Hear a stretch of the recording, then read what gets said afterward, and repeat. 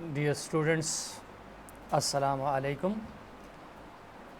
Chapter 11 Electrostatics, second last topic, that is electric polarization. Electric polarization. Whenever you place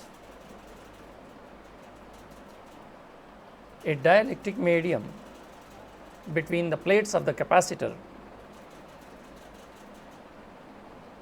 due to electrostatic induction, opposite charges are developed on the faces of the dielectric. That is what we call electric polarization. जब भी ये देखो दो capacitors हैं, उसके plates में जब आप कोई डाइलेक्ट्रिक मीडियम, जिसको इंसुलेटर कहते हैं, रखते हैं, तो इस इंसुलेटर में रीडिस्ट्रीब्यूशन ऑफ चार्जेस हो जाती हैं. तो अगर ये वाला प्लेट पॉजिटिव है, ये वाला नेगेटिव है, तो डाइलेक्ट्रिक पर इस तरफ नेगेटिव अपीयर हो जाएंगे और इस तरफ क्या हो जाएंगे, पॉजिटिव. यानी डाइलेक्ट्रिक पे अपोजिट डायरेक्शन में पुअर इलेक्ट्रिक फील्ड डेवलप हो जाएगा, जिसकी वजह से नेट इलेक्ट्रिक फील्ड इंटेंसिटी कम हो जाएगी. तो इसको हम क्या कहते हैं, डाइलेक्ट्रिक पोलराइजेशन कहते हैं. क्या है ये, आते हैं. The induction of positive and negative charges on opposite faces of dielectric medium when placed between the plates of the capacitor is called electric polarization.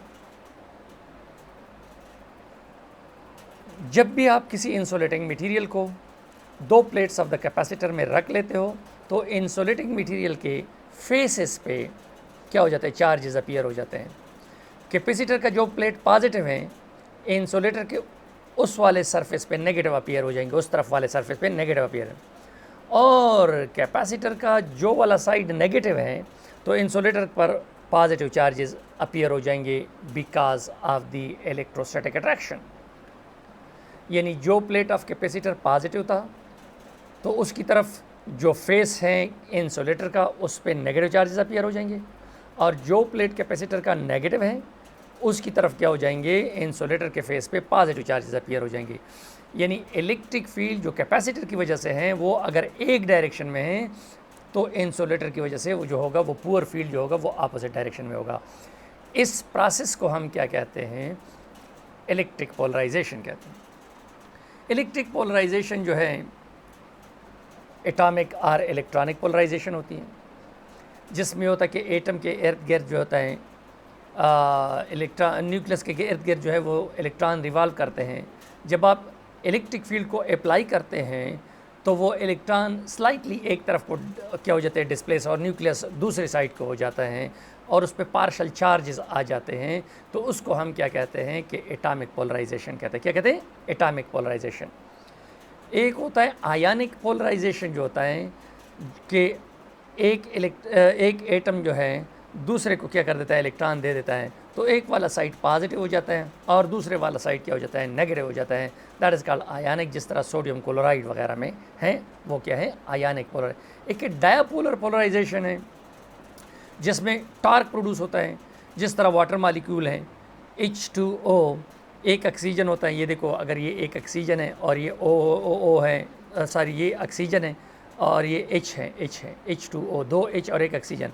जब आप फील्ड अप्लाई करते हो, तो वो रोटेट करता है, तो उसको ओरिएंटेशनल या टार्क जो है उसमें प्रोड्यूस हो जाता है. उसको हम क्या कहते हैं, डायपोलर पोलराइजेशन कहते हैं. आते हैं इस पर एक सिंपल बात ये होगी कि जब भी आप डाइलेक्ट्रिक मीडियम को इलेक्ट्रिक फील्ड में या दो वो कैपेसिटर के प्लेट्स के दरमियान रख लेते हो, तो जो आपने इंसुलेटर रख दिया है या डाइलेक्ट्रिक रख दिया है, उसके दरमियान उसके फेसेस पे अपोजिट चार्जेस डेवलप हो जाएंगे, और उसको हम क्या कहते हैं, इलेक्ट्रिक पोलराइजेशन कहते हैं. सो when an insulator like plastic, mica, paraffin is placed between two charged, between the plates of the capacitor, between two charged plates of the capacitor, between two charged plates of the capacitor, यानी इस पे charge हैं. A slight drift of positive and negative charges take place inside the dielectric. along the direction of the field. Positive charges appear on the face of the dielectric medium towards negative plate of the capacitor, and negative charges appear toward positive plate of the capacitor. This process is called electric polarization. इसको हम कहते हैं electric polarisation. ये देखो, ये आपके पास capacitor के plates है, ये पॉजिटिव है और ये वाला नेगेटिव है. ये जो आपको दिखाई दे रहे हैं ये आपके पास क्या है, डाइलेक्ट्रिक है. तो आप देख रहे हैं ये पॉजिटिव, तो पॉजिटिव को रिपेल करता है, पॉजिटिव उस तरफ चले जाएंगे और नेगेटिव पॉजिटिव की तरफ अपीयर हो जाएंगे. नेगेटिव पॉजिटिव, देखो नेगेटिव पॉजिटिव, यानी नेगेटिव प्लेट की तरफ पॉजिटिव आ रहे हैं, आप देख रहे हैं, और पॉजिटिव प्लेट की तरफ आपके पास क्या आ रहे हैं, नेगेटिव आ रहे हैं. That is what we call electric polarization. इसको हम क्या कहते हैं, इलेक्ट्रिक पोलराइजेशन कहते हैं. This process is called electric polarization. अब देखो, suppose E be the applied electric field and EI be the internal electric field. And E जो है कैपेसिटर का फील्ड है और EI जो है क्या है, डाइलेक्ट्रिक का फील्ड है, जो कि अपोजिट डायरेक्शन में डेवलप हो रहा है. This field sit up in dielectric opposes the applied electric field. Capacitor का फील्ड अगर इस तरफ है तो डाइलेक्ट्रिक का फील्ड उसका उल्टा है.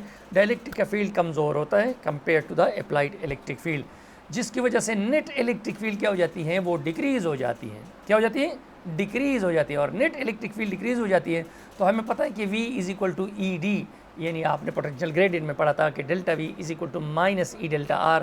तो E जो है इलेक्ट्रिक फील्ड है, D separation between the plate of the capacitor है यहाँ पर. जब E कम हो जाएगा तो V कम हो जाएगा.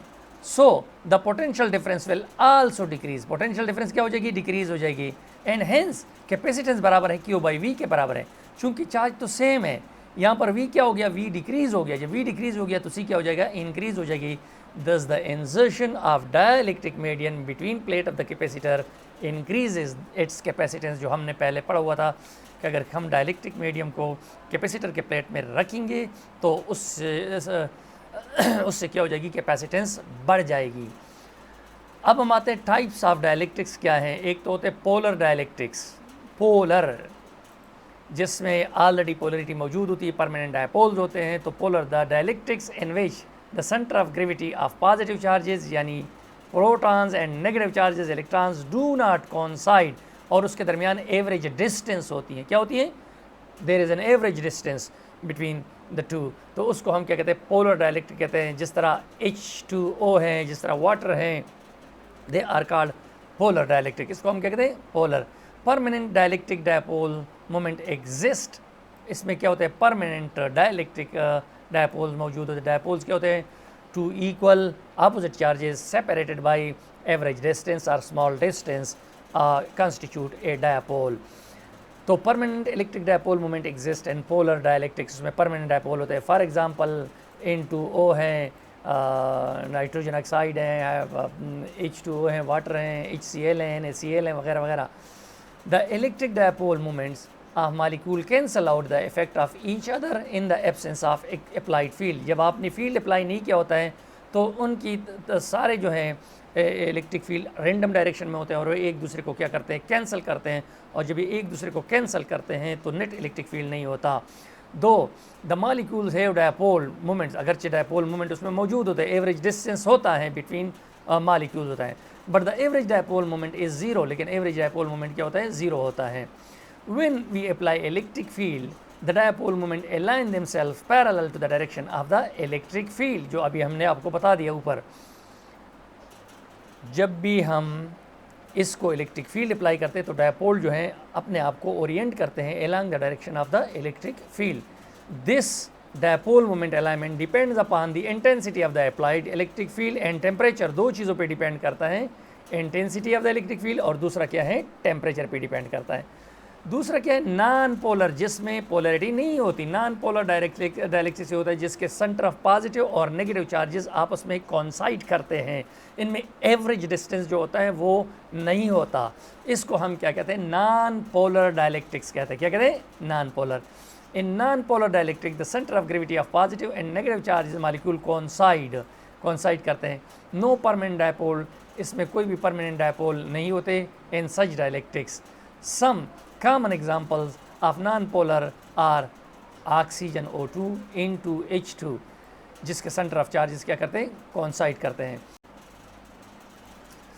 when electric field is applied, the center of positive and negative charges are displaced. जब इन नॉन पोलर्स को इलेक्ट्रिक फील्ड अप्लाई करते हैं तो सेंटर ऑफ पॉजिटिव और नेगेटिव चार्जेस जो हैं क्या होते हैं, वो डिस्प्लेस हो जाते हैं मॉलिक्यूल, और इसमें क्या पाया जाता है, पोलराइजेशन आ जाती है. That is what we call induced polarization. इसको हम क्या कहते हैं, induced polarization. Such polarize molecules are called induced electric dipoles. इसको हम इंड्यूस्ड यानी पहले से थे नहीं, अब जब आपने इलेक्ट्रिक फील्ड अप्लाई कर दिया तो induce. The induced dipole moments disappear with the removal of electric field. जब आप उससे फील्ड को हटा देते हो तो फिर उसी नॉर्मल हालत में आ जाती हैं. लेकिन जो पहले आपने पोलर के बारे में कहा था, अगर फील्ड हटा भी दिया जाए तो उसमें परमानेंट डायपोल एग्जिस्ट करेंगे. नॉन पोलर में जो है वो फॉर अ टाइम बीइंग आप डायपोल को क्रिएट कर सकते हैं बाय अप्लाइंग इलेक्ट्रिक फील्ड. जब इलेक्ट्रिक फील्ड को रिमूव कर दिया जाता है तो फिर रीशफलिंग हो जाती है और वो अपनी पोजीशन में चले जाते हैं. और induced dipole moment depends upon the strength of the electric field and independent of temperature. Induced dipole moment जो है वो सिर्फ और सिर्फ जो है strength of the electric field पे अप्लाई करता है और टेम्परेचर पे डिपेंड नहीं करता. डायपोल्स के बारे में मैंने पहले भी पढ़ाया कि two equal but opposite charges separated by small distance constitute a dipole. और डायपोल में हमेशा से एवरेज डिस्टेंस होता है पॉजिटिव और नेगेटिव चार्जेस के दरमियान, जबकि नॉन पोलर में जो होता है एवरेज डिस्टेंस नॉर्मल हालत में नहीं होता. और जब इलेक्ट्रिक फील्ड अप्लाई कर लेते हैं तो उसमें थोड़ा सा डिस्टेंस डेवलप हो जाता है और डायपोल उसमें इंड्यूस हो जाता है, तो उसको इंड्यूस डायपोल कहते हैं. One is permanent dipole which exist in polar, one is induced dipole that can be generated or created inside a non-polar molecules. If Q, अगर Q क्या है, is a magnitude of either charge and D is the separation between the charges, D separation between the charges है, तो P क्या होगा, P is equal to QD के बराबर हो जाएगा. P is equal to QD. So that is about the dipole. तो इसका मतलब ये हुआ कि जब भी आप किसी कैपेसिटर के प्लेट्स के में डाइलेक्ट्रिक मीडियम को इंट्रोड्यूस करेंगे तो उससे उसकी कैपेसिटेंस बढ़ जाएगी, यानी ज़्यादा चार्ज को स्टोर करने की सलाहियत उसमें आ जाएगी. इसको हम छोटे वीडियो क्लिप में जो हमने बयान किया सारा के सारा आपको छोटे वीडियो क्लिप में हम बता के दे देते हैं. Let's see what she says. We know that conductors are characterized by large number of free charge carriers which move between the atoms of the conductors and also within the volume of the conductors. Metallic conductors have a large number of free electrons. When a metal conductor is placed in an external uniform electric field of strength, say E, we know that charge distribution takes place in the conductor due to the movement of the free charges, and the electrostatic induction occurs in such a way that in equilibrium, the electric field strength E dash inside the conductor due to the induced charges is equal and opposite to the external field of strength E. Hence, the net electric field inside the conductor is zero, and the conductor is said to be in electrostatic equilibrium. Unlike conductors, dielectrics like rubber are those materials in which there are either practically no free charge carriers or free charges. Dielectrics are electrically non-conducting materials. A dielectric material can be made of either polar molecules or non-polar molecules. Polar molecules are those in which there always exists a separation between the average positions of the negative and positive charges in the molecule, irrespective of whether it is in an external electric field or not. Such a molecule is called a permanent dipole and will possess a permanent dipole moment. Water molecule is one such example of a polar molecule. In a water molecule, the center of the negative charge is at the oxygen ion, since it is the negatively charged ion, and the center of the positive charge is at the midpoint of the line joining the two positively charged hydrogen ions. These average positions of the positive and negative charges act as point charges, and hence the polar molecule behaves as a permanent electric dipole. As such, we can say that all polar molecules like water, hydrogen chloride, etc. behave as permanent electric dipoles. Therefore, even in the absence of an external electric field, such molecules possess a permanent electric dipole moment. Non-polar molecules are those which do not possess a permanent dipole moment like the polar molecules. Hydrogen and carbon dioxide molecules are examples of such non-polar molecules. In such molecules, the average centers of the positive and negative charges coincide. Hence, they do not possess an electric dipole moment in the absence of external electric field. Now let us see what happens when a dielectric with non-polar molecules is placed in an external uniform electric field of strength E.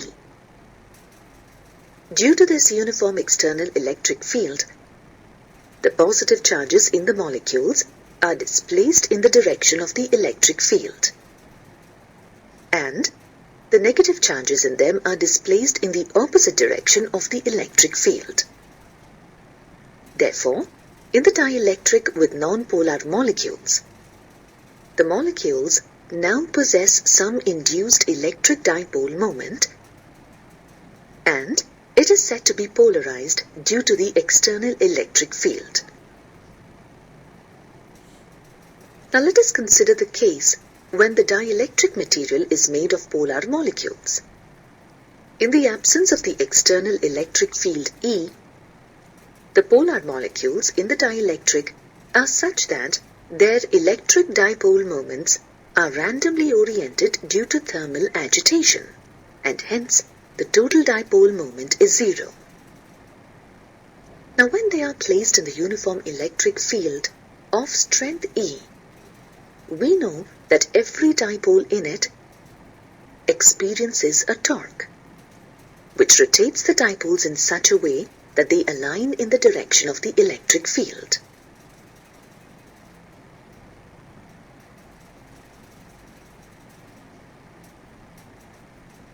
Thus, the dielectric material with the polar molecules is said to be polarized. The degree of alignment of the dipoles with the external electric field direction depends on the temperature and also on the external electric field strength. In general, the alignment increases with increasing electric field strength and also with decreasing temperature. Thus, we observe that the dielectric material is polarized irrespective of whether it is made of polar or non-polar molecules, and they develop a net electric dipole moment in the presence of an external electric field. Linear isotropic dielectrics are those in which the induced dipole moment is in the direction of the external electric field and is proportional to the external electric field strength. Now, when this linear isotropic dielectric is placed in a uniform electric field of strength E, it gets polarized.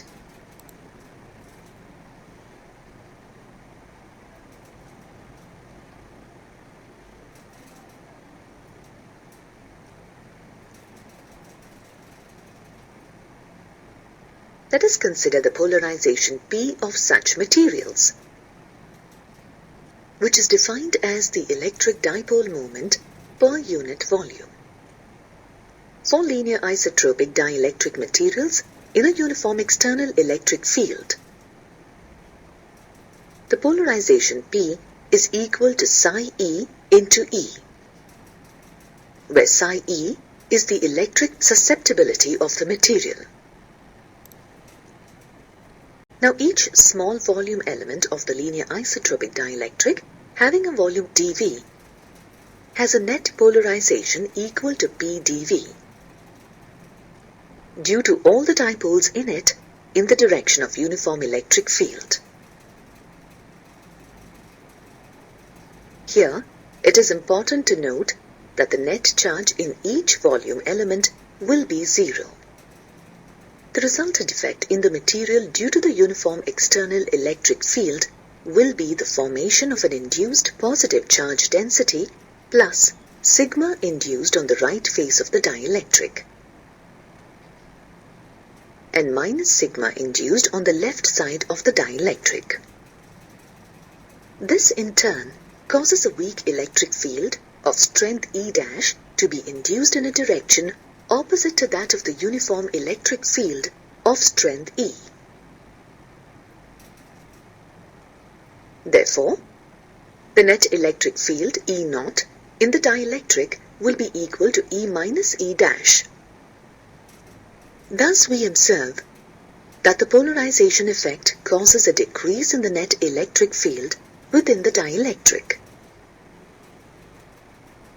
Dielectric materials, being non-conducting, are useful in many devices like capacitors, transformers, etc. because of their inherent properties. तो आपने ये देखा कि polarisation जो है वो कितना role play करता है कैपेसिटर की कैपेसिटी को एनहांस करने में। ये होता है दो कंडक्टिंग चीज़ों को इंसुलेट करने के लिए। दो कंडक्टिंग चीज़ों को इंसुलेट करने के लिए हम क्या इस्तेमाल करते हैं? डाइलेक्ट्रिक्स को इस्तेमाल करते हैं। किसी कैपेसिटर की कैपेसिटेंस को एनहांस करने के लिए हम क्या इस्तेमाल करते हैं? डाइलेक्ट्रिक्स मीडियम को इस्तेमाल करते हैं। हमने आपको क्लियरली बता दिया कि अगर आपके पास ये प्लेट्स ऑफ द कैपेसिटर हैं, ये देखो ये प्लेट्स ऑफ द कैपेसिटर हैं, आपके पास दो प्लेट्स हैं, एक ये पॉजिटिव है फ़र्ज़ करें और ये नेगेटिव हैं। अगर आपने इधर कोई डाइलेक्ट्रिक मीडियम इंट्रोड्यूस कर दिया, कागज़ या कोई है, तो ये आपने पॉजिटिव लिया था तो कागज़ पे उस तरफ नेगेटिव अपीयर हो जाएंगे और कागज़ के इस फेस पे पॉजिटिव अपीयर हो जाएंगे। तो उसकी वजह से जो इलेक्ट्रिक फील्ड डेवलप हो जाएगा डाइलेक्ट्रिक की वजह से, वो अप्लाइड फील्ड का क्या करेगा? अपोज करेगा। और जब अप्लाइड फील्ड को अपोज करेगा तो नेट इलेक्ट्रिक फील्ड जो है वो कम हो जाएगा। तो इलेक्ट्रिक फील्ड और पोटेंशियल डिफरेंस का आपस में डायरेक्ट रिलेशन है, क्योंकि हमने क्या है कहा इससे पहले टॉपिक्स में क्या है कि delta V is equal to minus E delta R, यानी डेल्टा वी या V is directly proportional to E है।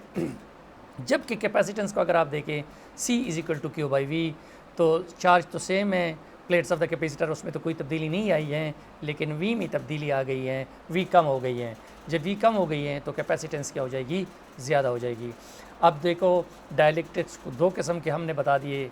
एक होता है पोलर, जिसमें परमानेंट डायपोल एग्जिस्ट करते हैं। क्या मतलब होता है कि इसके सेंटर ऑफ पॉजिटिव और नेगेटिव चार्जेस के दरमियान एवरेज डिस्टेंस होती हैं। They are clearly separated by average distance from one another. That is what we call polar. जिस तरह हमने कहा कि H2O है, वाटर है, NH3 है, वगैरह वगैरह, ये सारे जो हैं आपको वो कर दिया। फिर हमने ये यानी इसमें अगर आप इलेक्ट्रिक फील्ड को पहले इलेक्ट्रिक फील्ड ऐसे मटेरियल में नेट इलेक्ट्रिक फील्ड क्या होता है? नहीं होता। नेट डायपोल मोमेंट क्या होता है? ज़ीरो होता है।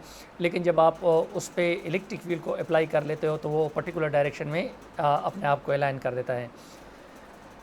ये अलाइनमेंट डिपेंड करता है strength of the applied electric field पे और टेम्परेचर पे। Strength of the applied electric field पे और टेम्परेचर पे, यानी ये डायपोल्स की ओरिएंटेशन इन दो चीज़ों पे क्या करती हैं? डिपेंड करती हैं पोलर में। एक होता है नॉन पोलर। नॉन पोलर जिसमें सेंटर ऑफ पॉजिटिव और नेगेटिव चार्जेस के दरमियान एवरेज डिस्टेंस नहीं होती और उनके सेंटर ऑफ पॉजिटिव और नेगेटिव चार्जेस जो हैं वो आपस में कोइंसाइड करते हैं।